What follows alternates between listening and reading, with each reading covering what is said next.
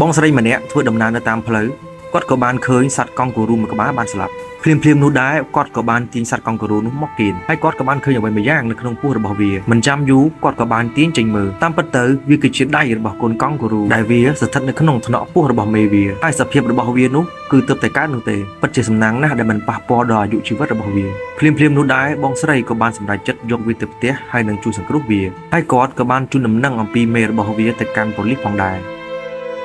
កង់គូរូនោះគឺមានសភាពទន់ខ្សោយមែនទែនដែលគេពិបាកសូម្បីតែផឹកទឹកដោះគោទោះជាយ៉ាងណាក៏ដោយក៏បងស្រីមិនបោះបង់ចោលនោះដែរប៉ុន្មានថ្ងៃក្រោយមកវាក៏រៀងក្រាន់បាបន្តិចទៅហើយក៏ចាប់ផ្ដើមមានដោះរោមផងដែរដោយស្ថិតនៅក្រោមការមើលថែរបស់បងស្រីនោះកូនកង់គូរូគឺពិតជាលូតលាស់ល្អមែនទែនហើយគេក៏បានទុកបងស្រីដូចជាម្ដាយរបស់គេផងដែរដែលអោបនិងថើបស្ទើរតែរៀងរាល់ថ្ងៃដែលកូនកង់គូរូមិនដឹងទេថាម្ដាយរបស់គេគឺជានរណានៅពេលដែលបងស្រីយកវាមកលេងនៅកន្លែងដាច់ស្រយាលមួយនោះរំពេចនោះវាក៏បានឃើញសត្វកង់គូរូដទៃទៀតគឺពិតជាឆ្ងល់ខ្លាំងណាស់ថាហេតុអ្វីបានជាពួកគេមានរូបរាងដូចខ្លួនឯងអញ្ចឹងរំពេចនោះដែរគេក៏បានរត់មករកបងស្រីដែលគេគិតថាជាម្ដាយរបស់គេបងស្រីបានតែងខ្លួនជាសត្វកង់គូរូដើម្បីឲ្យគេបានស្គាល់និងស៊ាំផងដែរប៉ុន្តែនៅពេលខ្លះគេក៏ដូចជាមានអារម្មណ៍រឿងខ្លះ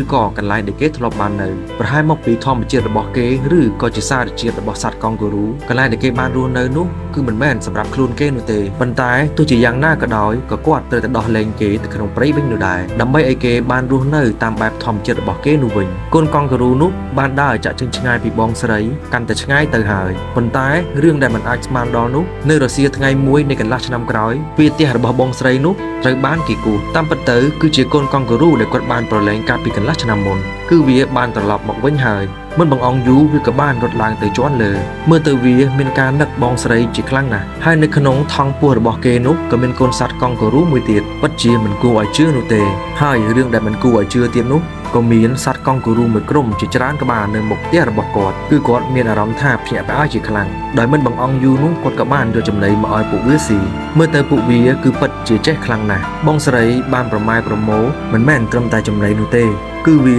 ស្ទើរតែដូច buffet ទៅហើយនិងជាចុងក្រោយនេះការដែលធ្វើអំពើល្អដែលចេញពីចិត្តនិងមិនចង់បានការតបស្នងអ្វីនោះគឺច្បាស់ណាស់យើងអាចទទួលបាននៅអ្វីដែលមិនអាចនឹកស្មានដល់